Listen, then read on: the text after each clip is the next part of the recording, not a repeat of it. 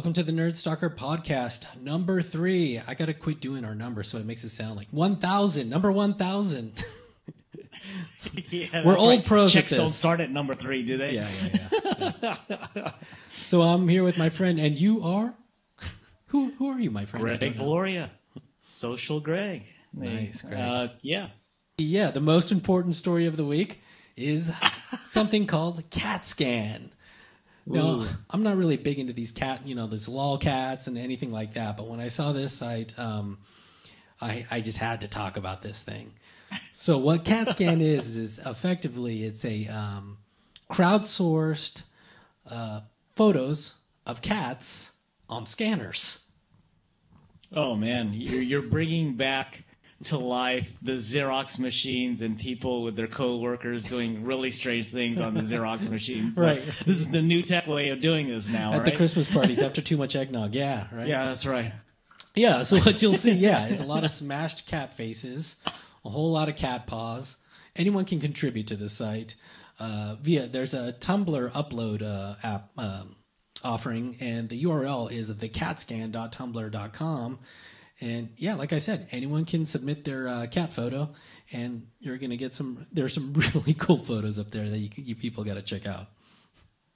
Well, I guess that's an interesting lead into our next one, right? I saw a couple articles by VentureBeat, back to school, our top 5 digital educational tools. Cool. There's this shift now because of the iPad of sites actually renting books. They used to rent them physically. Now they're going to be renting them or downloadable via the tablets. So it's really cool. Yeah, this is a huge trend now. This is awesome. So these students don't need to carry these huge books anymore, or as many of them. I know some schools are actually giving away iPads with enrollment.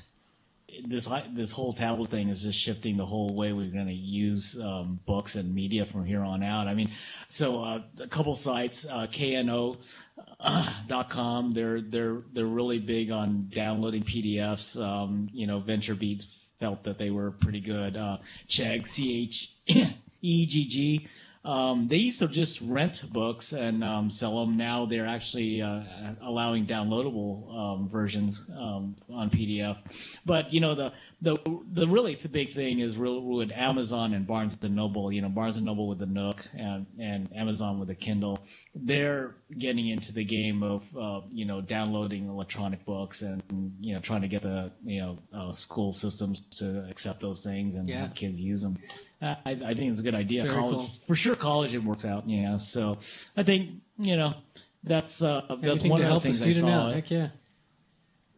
Why not? So there was a couple other cool ones. So in the Huffington Post, they had 23 must-have gadgets for students, and I'll admit, not all 23 really interested me, but there were a couple in here that kind of what do you got caught my against eye. a scuba robot, right? Or whatever. Yeah, Vacuum. that's right. It'll clean your bathroom. Yeah. So Gadget Track. So Gadget Track uses a GPS, Wi-Fi, and cell tower triangulation to find your lost devices. God, cool. How cool is that? Yeah. How cool is that, right? Now, if I could just figure out how to get my TV remote found in the home and other things like that, Yeah. keys. I'll be really, really happy. Yeah. Yeah. So the other one, SoundNote, which combines voice recording and note taking, which I think later on we're going to talk about a cool device that you actually own that I want to hear about. Yeah. That the audio is synced with the notes so they could listen and to a particular lecture and meeting or interview, and then maybe it could even work for our interviews. I don't know. Yeah. So that was kind of cool.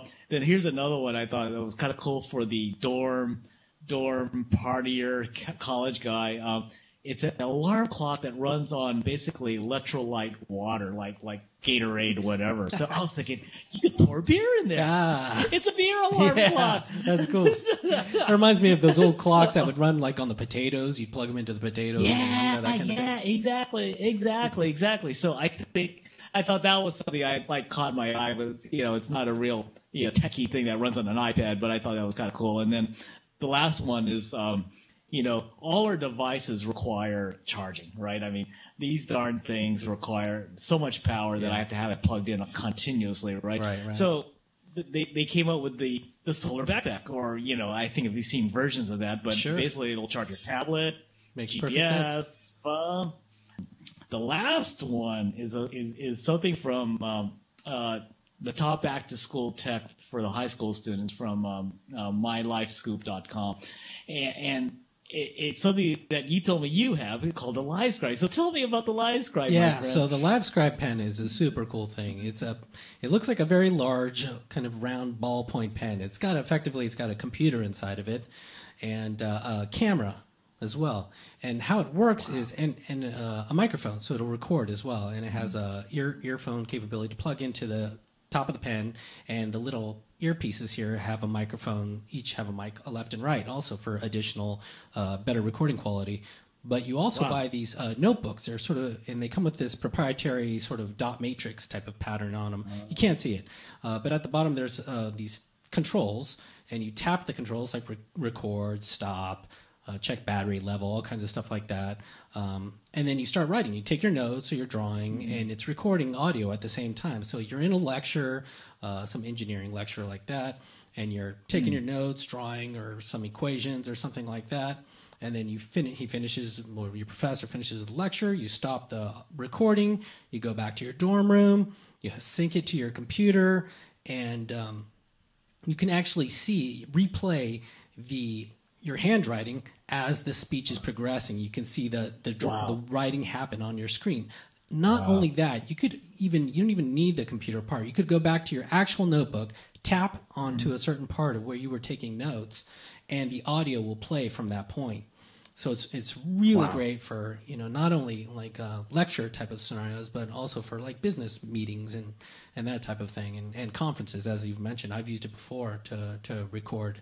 Oh, really? Yeah, keynotes and things like that. So it's a really great tool. I highly recommend it. Oh, nice. I mean, I think what I'm seeing also a shift in the tablet market. We talked a little bit about this earlier about really trying to use tablets in more natural ways of taking notes, like you said, stuff like that. So there's a bunch of apps out there now that allow you to handwrite, convert to digital, send it up to Evernote, put that file in the Dropbox, do it later. I mean, all this stuff is really using a lot of that Evernote technology that you see out there.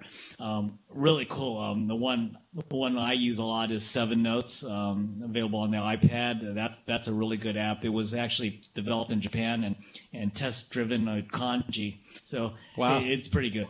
Yeah, that is very cool. That kind of ties us into another sort of similar tool by a company called Wacom, or Wacom, however you want to pronounce that. They're known for their tablets that designers use to draw things onto their computers via this sort of drawing tablet type of surface thing.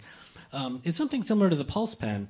There's a pen and a receiver, and that's all you need. This receiver thing clips onto any notebook that you have, or a piece of paper, the edge of the piece of paper. Yeah. And as you write, it effectively records sort of what you're drawing. And not only will it record what you're drawing, but also the pressure via its technology.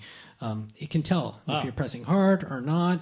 And then as you're drawing or sketching, it's creating actual layers. So you can import this into Photoshop. It automatically can output into Photoshop, Illustrator, and to various other type of formats like JPEGs, even PDF for usage later. It's a very cool tool. It's actually called the Inkling, and I guess it's listed at $199, and it's supposed to be available around mid-September. So what do we got next? We got a big story, actually, is all about Michael Arrington and Ariana Huffington, apparently. If you haven't heard, what is it? Arrington is out of TechCrunch, and apparently, the CEO of AOL and Arrington were sort of in cahoots that Arrington was going to run a VC fund called Crunch Fund, of all names, under using AOL money as well. So, and Ariana Huffington had no idea about this, and she runs sort of the media part of this. And she wasn't told of any of this, and they both knew about it. As soon as she caught wind of this, she fired Arrington, obviously. And now things are sort of dicey. But, so there's this whole, there's been talk about this conflict of interest, because people knew that Arrington had invested in a lot of these startups. and he's a writer and also, or was a lot of writer. them. Yeah, yeah. And so could you imagine, having Arrington as like your venture capitalist or something for your startup? I mean, it'd be crazy because he seems sort of, I don't know. He appears to come off as sort of, really extreme. But in the other sense, I guess you're taking that money with the thought maybe you're going to be written about or something as well, like regularly, possibly. Well, So, we do a lot of PR, and it's not easy trying to get on to TechCrunch at the TechCrunch level of any app. I mean, there's millions of apps out there, so it always kind of will bring a question now. Since they're doing this thing, is there more than just trying to get an interesting app into TechCrunch that allows them to write about you? Right. I don't know. There's a lot of things out there. One of the TechCrunch writers, I believe Paul Carr, actually was very critical of this too, because he's like, as if we don't have it bad enough with the competitors and just looking for a reason to sort of dig at us. Now they're going to question every single story, now that there's this perceived conflict of interest. From what I'm hearing, sure. he's gone from TechCrunch. Arrington's gone from TechCrunch completely, and this position is in title only, supposedly. And it's sort of to make good on their promise, because the deal had been done, and apparently he wasn't supposed to be fired, but Ariana did that. Yeah. Well, I think he's going to be the president of special projects, as they call it. And this is just yet another issue. Tim Armstrong, the current CEO of AOL, has to deal with now. He's got Wall Street breathing down his neck.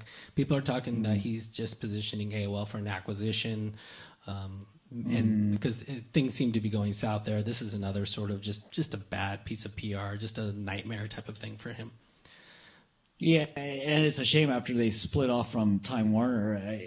This was a really big media giant. I mean, with Huffington Post, obviously, and TechCrunch. I mean, that's a big part of the web readership you have there, and it's just they're just attached to the wrong boat, I guess you would call it. Yeah. So actually, and also this is right. This story breaks right before I believe TechCrunch Disrupt conference happens, right? So there's a lot of speculation too that this was just yet another Arrington orchestrated type of PR event. So. Oh gosh, it's crazy because I was just thinking we talked earlier about how really corporations create these venture funds, off to the side, because a lot of times there are going to be a conflict of interest. So usually they just create this whole separate company off to the side that's like, whatever, it would be probably called, AOL Ventures or whatever you would call it, that would just fund, these companies with their startup funding, and just like VCs, they would just go after them, and if they paid off, it would do great for the corporation. If not, then they say goodbye. But I don't know, calling it crunch fund and all that stuff, that was just craziness to me. Probably wasn't Sounds the best like idea. craziness to me. When you think of tech stories, you don't think of 7-Eleven usually, do you? Oh, no, we don't. I get hungry, though. Yeah. Ew. Yeah, what is it, those old microwavable burritos there? Oh. So tell me about this. So the Daily wrote this story, writer named Matt Hickey, convenience stores. A new locker system for Amazon sends your deliveries to 7-Eleven. So what they're saying is you're at work, you can't get your package, and you need to sign for it. So what they do is they say, why not drop it off at a 7-Eleven effectively, right? So according to a source with knowledge of the project, the idea is simple. These nondescript boxes will be in 7-Eleven stores across the country and act as a sort of P.O. box for Amazon purchases. Once a customer makes a buy from Amazon's website, you can select a 7-Eleven close to your work or your home and have the package dropped off to there. When the package is actually delivered, the customer receives an email notification along with a barcode to your smartphone and heads to the 7-Eleven. There you'll be able to stand in front of one of these locker systems, which looks like an offspring between an ATM machine and a safety deposit box. The machine will scan the barcode and on the handset to receive and you'll get a PIN number on your handset, right? And you'll punch it in and retrieve your package. The source, nice. Amazon is currently in the early testing stages of the system. If successful, you'll see these in 7-Elevens across the nation by next summer. Nice. I mean, it makes sense, right? I mean, convenience stores, gas stations are all around us, right? I mean, you know, we need that as far as our infrastructure, and those are perfect places offline. We have to go there anyway, so why not on the way home, to work or whatever, drop by, check your box and pick up your package and get going. I mean, it makes a heck of a lot of sense. We spoke before how this acquisition with Amazon purchasing Zappos could have influenced this. I'm sure they were committed to customer service, but man, this seems like an above and beyond type of really cool idea and thing that they're trying. But we keep seeing Amazon trying these really interesting things. There's Amazon Web Services. There's Amazon Prime, which I'm a customer of also. Free 2-day shipping, right? You give $80 a year or something like that. So if you shop enough at Amazon, cheap Kindles where you can buy books delivered right to there. There's some talk that the Kindle may eventually be free, and with this new Kindle that's coming out, the MG Siegler broke a story about, which is Wi-Fi only color type of tablet thing. Whoa. They could just eventually give that thing away, and then you just have an Amazon vehicle to buy Amazon stuff and use Amazon, right? But this is a really cool, just another sort of really interesting thing that this up and coming company, I should just say, a company that's actually here and is becoming more of a juggernaut day by day, is trying out. Yeah, I think it's a great idea, Adolfo, from a standpoint of, trying to use existing infrastructure, right? Previous company I came from, we needed warehouse space, so where did we go? We went to UPS. They happened to have a product that allowed you to store your products and then ship it. And it's great for them because you're able to ship it through their services. So, everyone wins on this point. And, why not just use these gas stations, 7-Elevens or whatever as another point, because there's so many of them and they're well distributed, right? Yeah.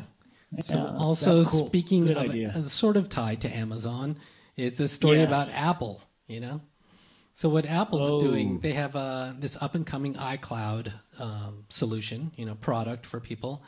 And apparently they've signed a deal with both Microsoft and Amazon to use their technologies. Microsoft's Azure cloud technology, cloud platform technology, and Amazon's AWS, Amazon Web Services, cloud platform technologies, and leverage both of those in order to give you and me iCloud. How cool is that? Huh? Wow. I mean, Amazon always had the infrastructure. I mean, I have a lot of friends on the back-end development side, and they've always done, side projects for these guys. Yeah. I mean, I didn't really realize it, that they're just not e-commerce anymore, right? They're infrastructure. And I think it's just another example where, because of the big infrastructure that Amazon has, I mean, why not run on a lot of their platform and services? And, most of the startups here in the Valley, too, are running on Amazon Web Services. A big majority of them. I know Microsoft has really been trying to push Azure, and we'll see after the Build conferences this next month, or this month actually, this month, September 12th. I'm sure they can make some big announcements there about it. Who knows? Maybe they'll announce this deal too.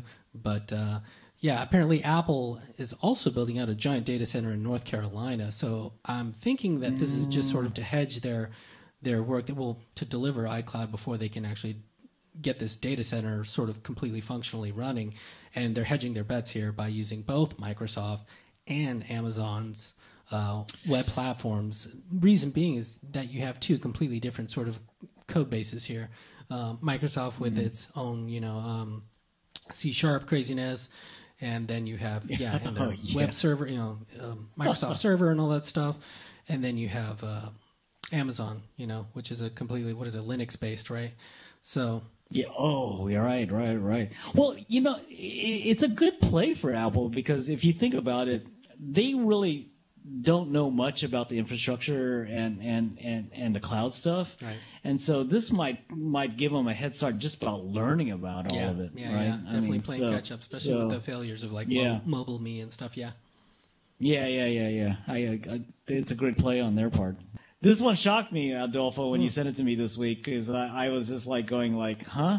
We gonna talk about this? But Windows iPhone will be number 2 smartphone OS by 2015, according to Gartner and IDC. Come on, is that real or what? Yeah. There'd been a similar story earlier, I believe, in the year, if not last year earlier this year, with these type of predictions, and everyone completely laughed it off, myself included, I have to admit, with the monstrous growth of Android and iOS being, the big dog also, or was a big dog, and knowing almost no one with Windows phones, this seems like an almost laughable type of idea, or it did, until you start reading into Todd Haselton's story, where he's saying, according to research reports from Gartner and IDC, Microsoft's Windows Phone operating system will grab about 20% of the smartphone market by 2015, enough to propel the OS past Apple iOS platform to take the number 2 spot globally. Research firm Gartner believes Android will have a 49% market share in 2015, followed by Windows Phone at 19.5%, and Apple's iOS growth to slow as that much and only maintain 17% of the share. Now, when you think about it, this is very conceivable. The reason being is, you see Android's explosive growth is because they offer not only the operating system free, but to every hardware manufacturer. Now, we have, and Apple is not following that model at all, right? I mean, it's on an iPhone or it's not anywhere. So here comes Microsoft, similar to what they were doing on the desktop, offering Windows on any sort of hardware manufacturer for a license fee, probably. I don't know what they're doing with the mobile OS, or if they're charging for that or not. I highly doubt it at this point, just for growth. But HTC comes out and says, hey, we're going to support this too. And I bet you anyone, my top dollar, that we're probably going to see Windows Phone on every hardware manufacturer soon. Wow. If you think about the model, okay, Apple OS, iOS is fairly robust, but it's fairly closed platform, right? Mm-hmm. And you look at the Android was a totally open platform, but then you hear a lot of people in the last few months just complaining about some of the viruses, some of the other issues going on, security issues going along with that. And so it's interesting to see that someone is actually predicting Windows to come in, and maybe what they were doing the smartest thing, that they were watching the other two kind of make a couple mistakes along the way and maybe learn something from this. It's an interesting play. Yeah, I mean, Microsoft has an army of developers. They do. They have a ton of them. And now with the push of HTML5, that opens it up to anyone. And all of these, walled gardens are probably going to eventually sort of collapse, and it's going to be sort of ubiquitous, right? So you could totally see that it could be anyone's game right now, Didn't in that article they said that Android would get almost up to 50% of the market? Yeah, that's right. Yeah, that? So they're still seeing explosive That's another growth. one that kind of like... Yeah, it's right. Like, wow. I mean, the two of them, and there was the Apple, the Windows thing, and that Android would capture 49% of the market. I was like, wow. Yeah.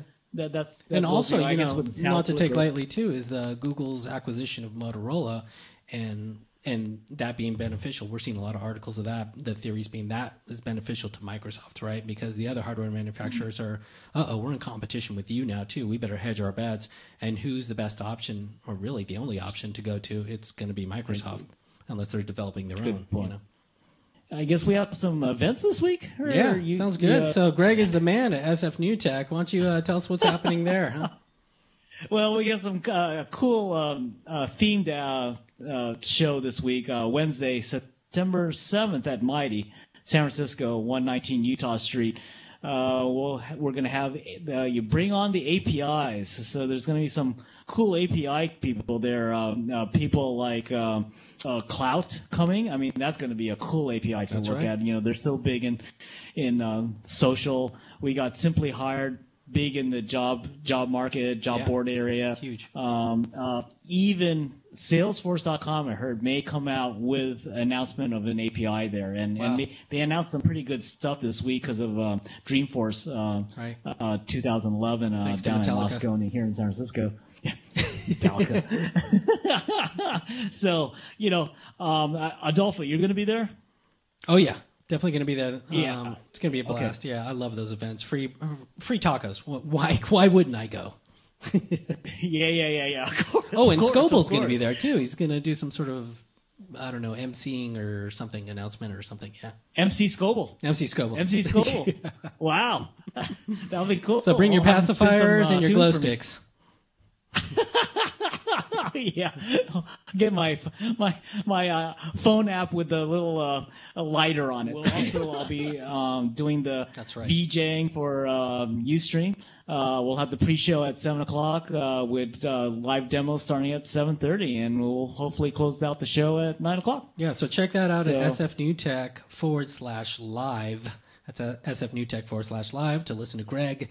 There's another event coming up, right? Yeah, our friend Cass Phillips is putting on FailCon. So that's on October 24th of this year at the Kabuki Hotel in San Francisco.